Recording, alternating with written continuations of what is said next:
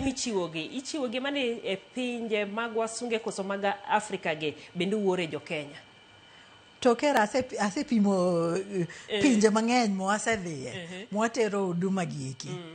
Koro mago bende tije nitiere. Okay. Wadhiga. Antiere gi lony e construction industry. Be inyalo konya mondo adhi ayud tije ma oko kanyalore to iwacho ni mondo ibende koro otudi lakini okinyisa ni in ng'awa mano kanyero kiwacho ni embui magu nitiere tije mopogore kata pinje mopogore opogore. Mbui is the website. Yes.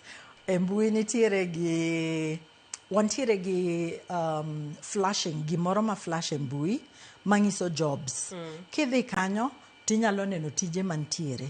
Ka qualify tinyalo apply. To kendo kidhi e National Employment Authority NEA gibende gin gi tije. Inyalo ng'iyo kanyo tinwang'o tije ma wan godo goeko. Manitiere kanyero. Koro tok registration mano kanyero mano processes mene wacho. Ka ng'ato ose apply tibo luonge interview. Interview itimo mana Kenya ka ok tim gi oko. Ng'eny ndalo jogo biro ga koni to timo interview one on one to seche moko to gi arrange for Zoom. Seche moko gi arrange to gitimo gi Zoom lakini gin jok mwang'eyo ng'eny gi gin jok mwang'eyo. Koro kitiyo gi kembe moko magalagala gieki to kwanyal ng'eyo.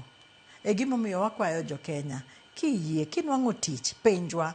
Penj National Employment Authority, penj State Department ma Diaspora. Go sim tipenjo ni anwang'o tich ma kamae en mar adier to wang'isi.